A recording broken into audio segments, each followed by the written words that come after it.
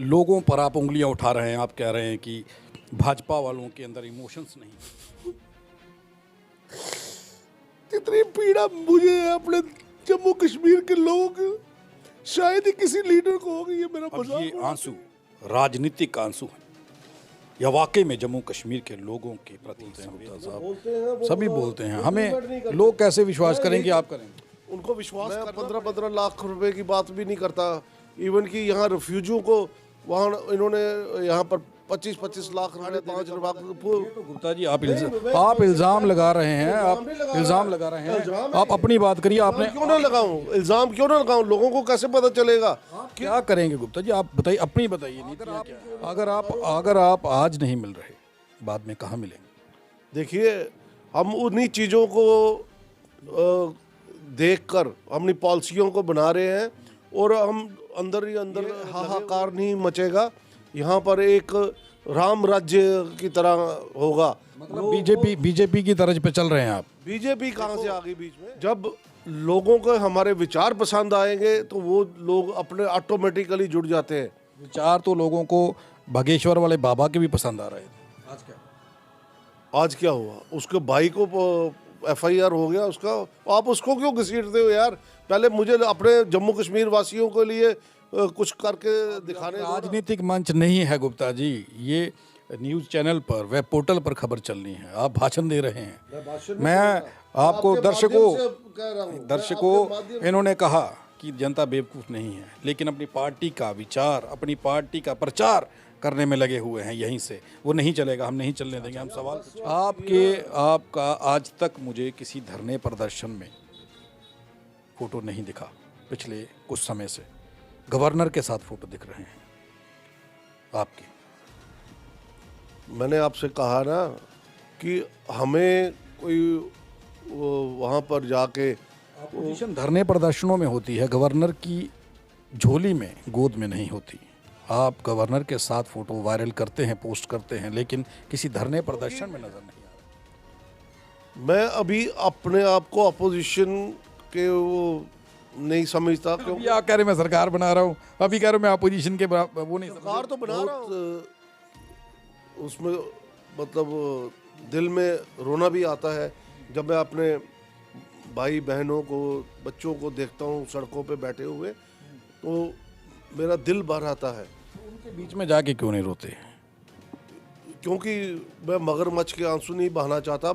I want to do something. मगरमच्छ के आंसू कौन बहाता है? मगरमच्छ के आंसू बीजेपी ये बनाता है। रविंदर रैना जो उस दिन रात को आया कि मैं दिल्ली में था और महिलाओं के पास गए तो वहाँ जाके कहने लगे मेरी बहनें हैं। बुलडोजर। आप ग्रास रूट से जुड़े हुए नेता कह रहे हैं अपने आप को। बिल्कुल। इन दिनों लोगों को क्या क्या परेशानी आ रही है? इन दिनों तो अभी परेशानी देखी नहीं आपने, कैसे पीले पंजे चले हैं। तो उस वक्त लोग कैसे हाहाकार मचा। गवर्नर साहब ने ठीक किया कि गलत किया ये ऑर्डर देके? लेकिन आपका कहने का मतलब गवर्नर के अंदर वो उनके अंदर एक राजनीतिक वाला खून रहा ही नहीं। उनके अंदर अब ब्यूरोक्रेसी वाला खून आ गया है। वो एक डिक्टेटरशिप वाला रोल कर रहे हैं। तो मैंने बात कह रहे हैं कि गवर्नर डिक्टेटरशिप कर रहे हैं। बिल्कुल कर रहे हैं। अगर उन्होंने ऐसा करना ही था।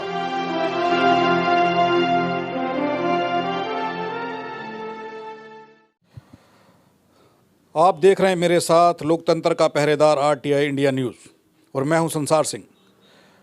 इस वक्त जम्मू कश्मीर के अंदर जिस तरीके से राजनीतिक माहौल बना हुआ है, बातें तो ये की जा रही हैं, आर्टिकलें तो ये लगाई जा रही हैं कि 2024 में अब जम्मू कश्मीर के अंदर भाजपा को दूसरा मौका नहीं दिया जाएगा। उसके कुछ कारण हैं। उन कारणों पर चर्चा करने के लिए हमारे साथ JKUT प्रेसिडेंट राजेश गुप्ता हैं NDPI पार्टी से। उनके साथ हम बात करेंगे आखिर जम्मू कश्मीर के राजनीतिक हालातों को देखते हुए वो क्या समझते हैं। सर बहुत बहुत स्वागत है। शुक्रिया संसार जी, आपका भी बहुत बहुत धन्यवाद।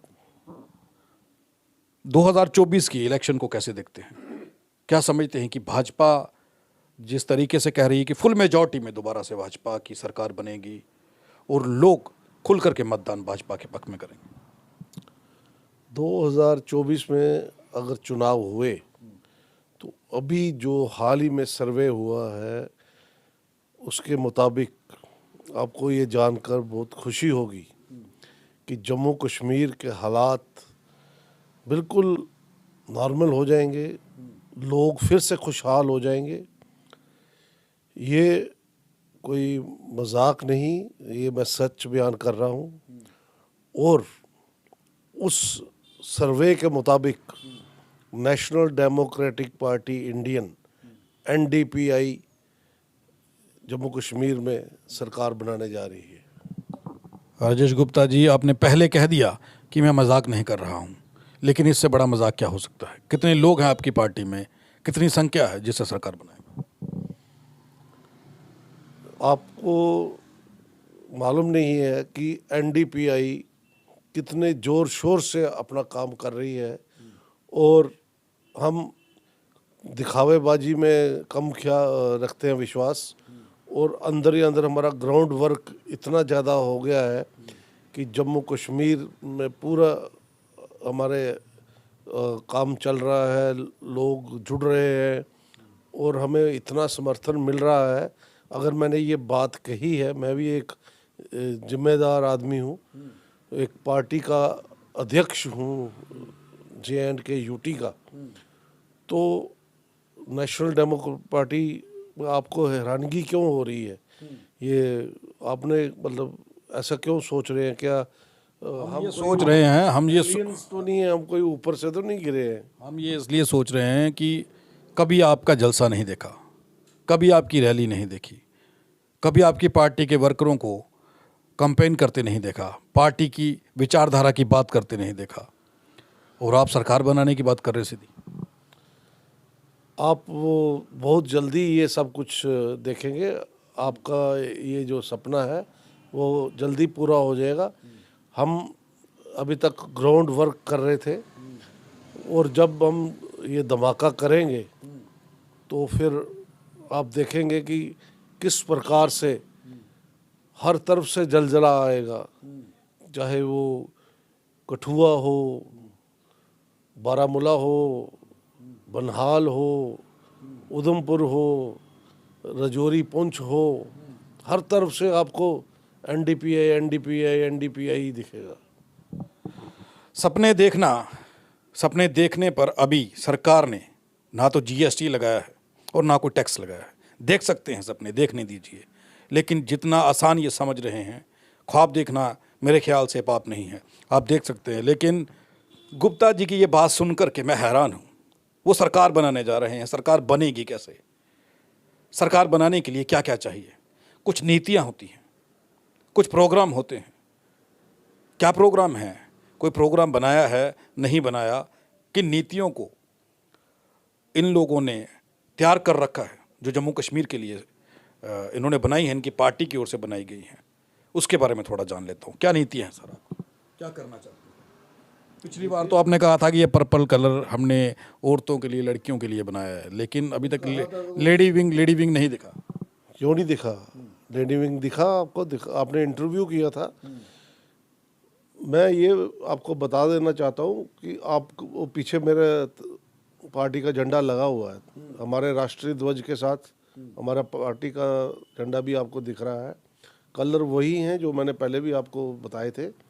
लेकिन जहाँ तक आपने पार्टी के प्रोग्राम का पूछा कि लोग किस प्रकार से आकर्षित होंगे, देखिए जिस हिसाब से जम्मू कश्मीर के हालात इस वक्त बने हुए हैं, और ख़ासकर बीजेपी की वजह से लोग इतने दुखी हैं, और वो सारी पार्टियों को आजमा चुके हैं, लेकिन हम वो नहीं हैं।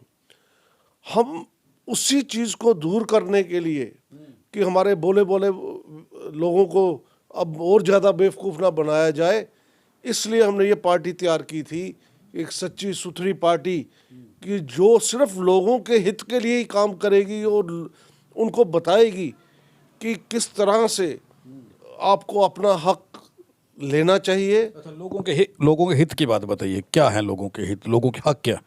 क्या दिलवाए? देखिए, जैसे सबसे पहली चीज़ तो हम जो हमारा कॉन्स्टिट्यूशनल राइट है, रोटी कपड़ा मकान, उसके लिए हम सारे प्रबंध होंगे उनके लिए।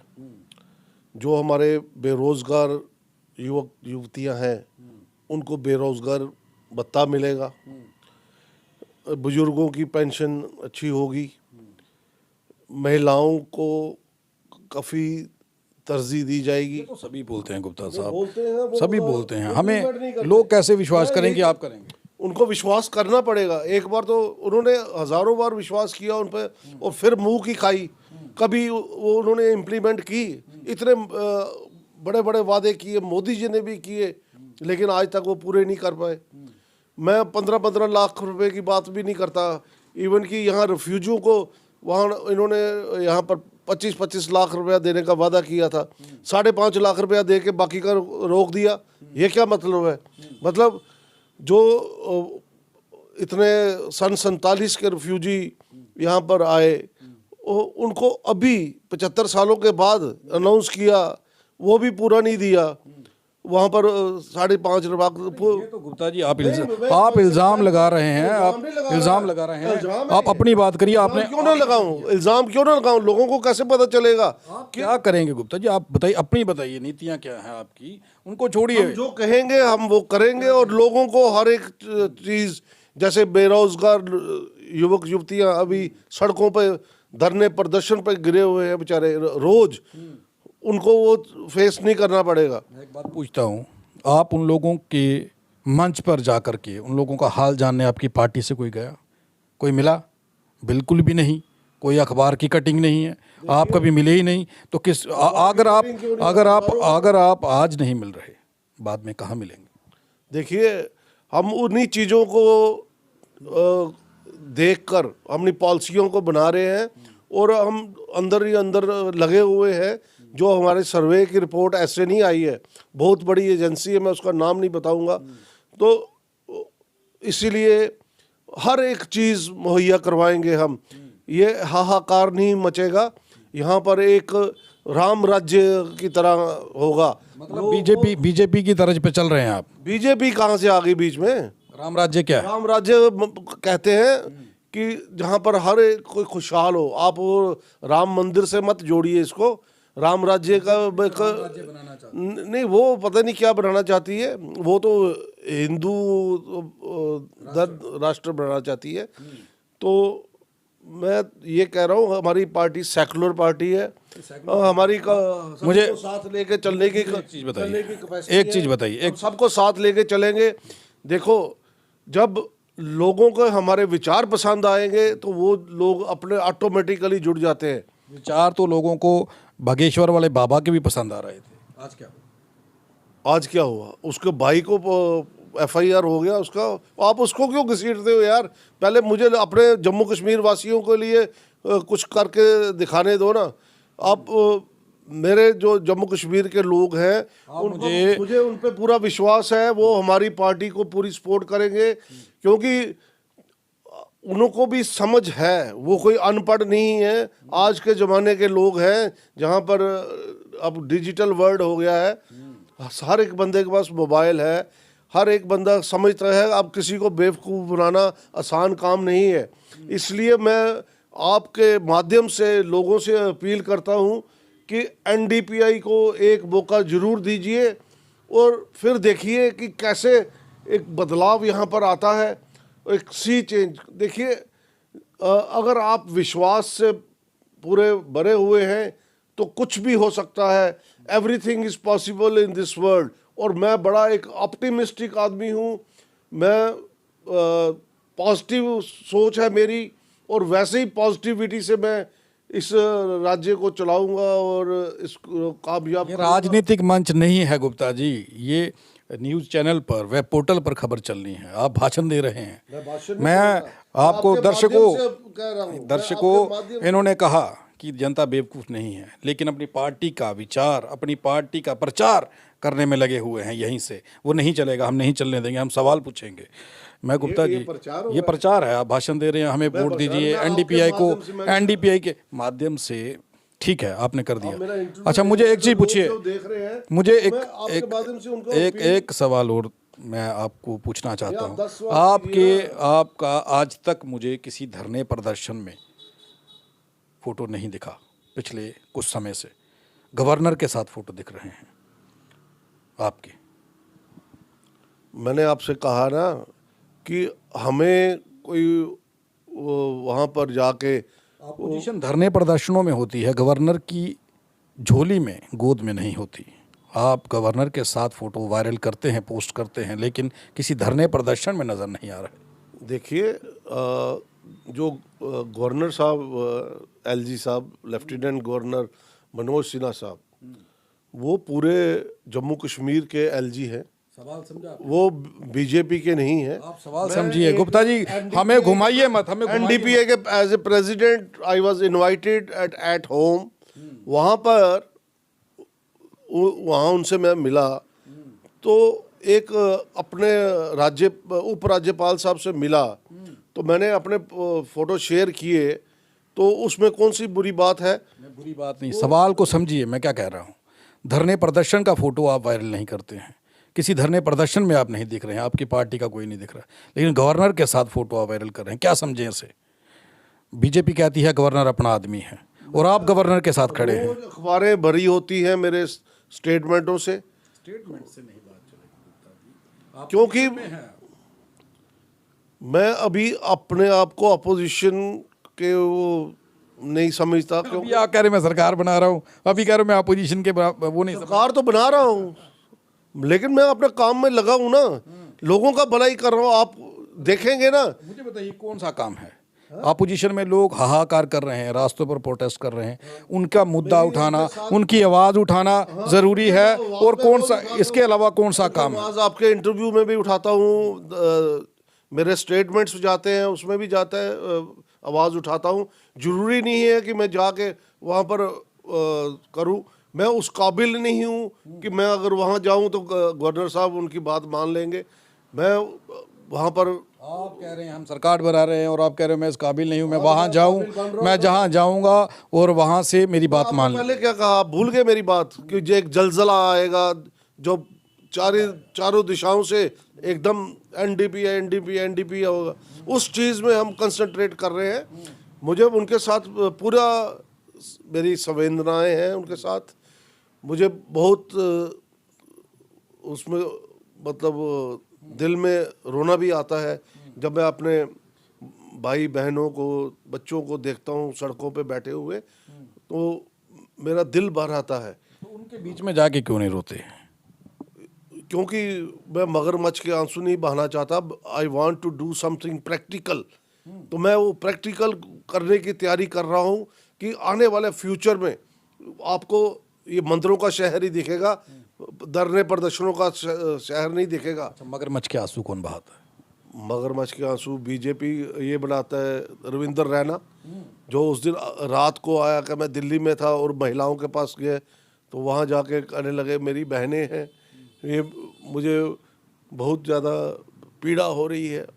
अरे पीड़ा हो रही है तो आप उनको ऐसे क्यों, उसी वक्त पीड़ा दूर करो। उनकी जगह अगर मैं होता, हमारी पार्टी की सरकार होती, तो मैं उसी वक्त ये फैसला एलजी साहब से करवाता कि फ़ौरन हमारे, नहीं तो मैं अपना बीजी के प्रेसिडेंटशिप से इस्तीफ़ा देता हूँ। अगर वाकई जो लीडर है इतना उसमें होना चाहिए, जो लीडर होता है ना, एक लीडर की आप अभी क्या डेफिनेशन समझते हो? लीडर जो होता है उसके अंदर सेंटिमेंट्स होने चाहिए, इमोशंस होने चाहिए, उनके प्रति दर्द होना चाहिए। लेकिन ये इनके अंदर सफ़ेद खून है, ये इमोशनलेस लोग हैं, इनके कोई सेंटिमेंट्स नहीं है। हमारे अंदर बहुत सेंटिमेंट्स से भरे हुए हैं, हम इमोशनल लोग हैं, हम करके दिखाना चाहते हैं, हमें दर्द है, हमें पता है, हम ग्रास रूट से खुद निकले हुए हैं, हमने सब कुछ देखा है कि किस तरह से लोगों को पीड़ा होती है।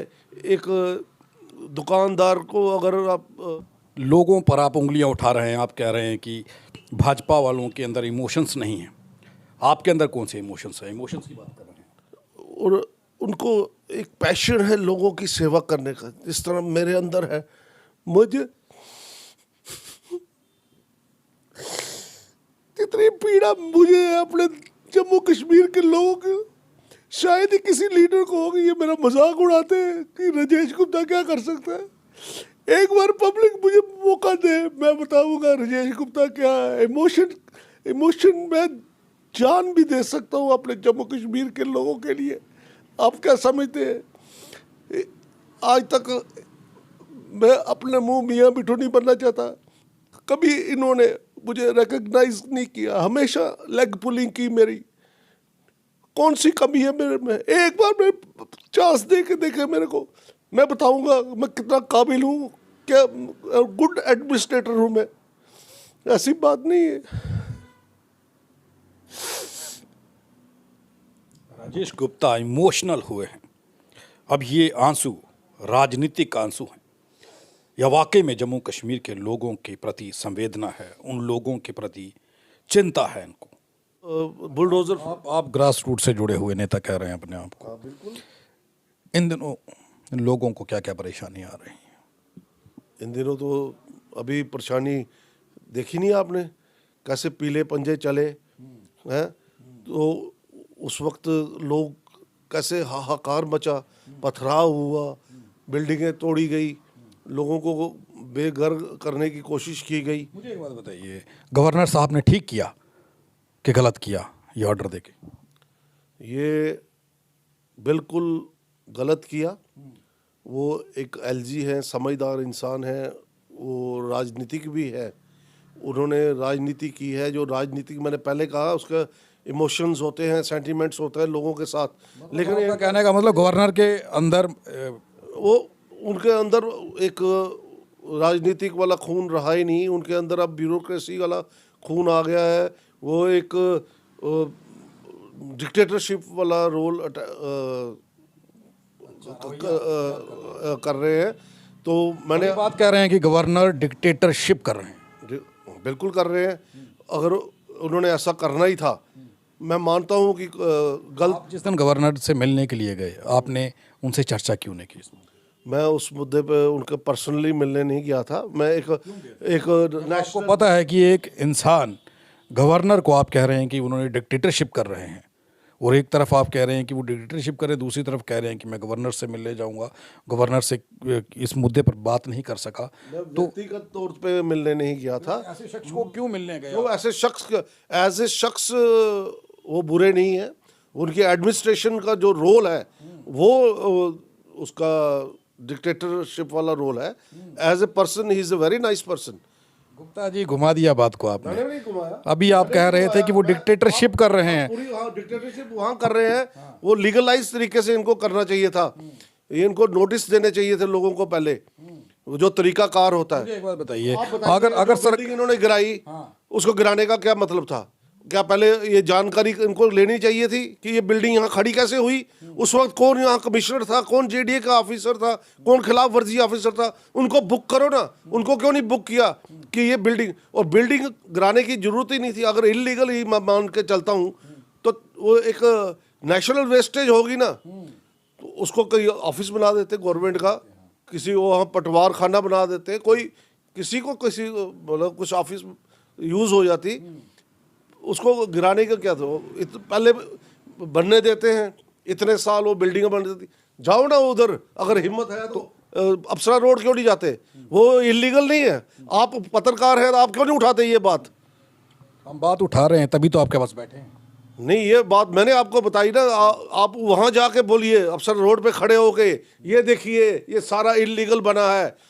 तो फिर, क्योंकि मैं एक सच्चा आदमी हूँ, मैं सच्चाई के साथ चल रहा हूँ। अब आप अगला क्वेश्चन करेंगे कि आपने अप्सरा वालों से वोट नहीं लेने। मैं वोट की पॉलिटिक्स नहीं कर रहा। पॉलिटिक्स तो कर दिया आपने, ये बोल करके कर दी। मैं आपको ये बता रहा हूँ, आज मेरे एक ये स्टेटमेंट रिकॉर्ड कर लीजिए, कभी भी याद करना मेरी ये बात। जिस दिन हिंदुस्तान में वोट बैंक की पॉलिटिक्स खत्म हो जाएगी तो हिंदुस्तान फिर सोने की चिड़िया बन जाएगी। जब तक वोट बैंक की पॉलिटिक्स खत्म नहीं होगी, यहाँ पर कुछ नहीं होगा। वैसे ही, और मैं आपके माध्यम से फिर ये मैं वो नहीं कर रहा, अपने कंपेन नहीं कर रहा, लोगों को मैसेज देना चाहता हूँ कि आप पढ़े लिखे हो, सब कुछ जानते हो, फिर भी एक लाई लग क्यों हो? आपके अंदर इतनी हिम्मत नहीं है कि सच को सच कह सको? Why don't you call a spade a spade? आप वही एक जो चल रहा है 75 सालों से, बीजेपी, कांग्रेस, पीडीपी, एनसी, एनडीपीआई क्यों नहीं? क्या कमी है आप में? आप अपना साथ दीजिए मेरे को, मैं बताता हूँ आपको पूरा हक कैसे मिलता है, कैसे जम्मू कश्मीर एक स्वर्ग बनता है दोबारा। ये बात थोड़ा हमारे में, क्या कभी हमने भी 38 साल सियासत में दिए हैं, सब कुछ तजर्बा है हमें भी, सिर्फ हमें जनता जनार्दन होती है, हमें वहीं पे वर्क हो रहा है। हमारे लोग जो है वो उस सतह से जुड़े हुए हैं, नीचे तक गए हुए हैं, उनको कह रहे हैं, समझा रहे हैं, अपनी पॉलिसियां बता रहे हैं कि एनडीपीआई को एक बार। पॉलिसियाँ क्यों नहीं बताते आप ग्राउंड सतह पे पिछली बार आपने कहा कि हमारी पॉलिसीज हम आपको नहीं बता सकते, बीजेपी चोरी कर लेगी, कांग्रेस चोरी कर लेगी। नहीं नहीं, ऐसा कुछ नहीं कहा मैंने।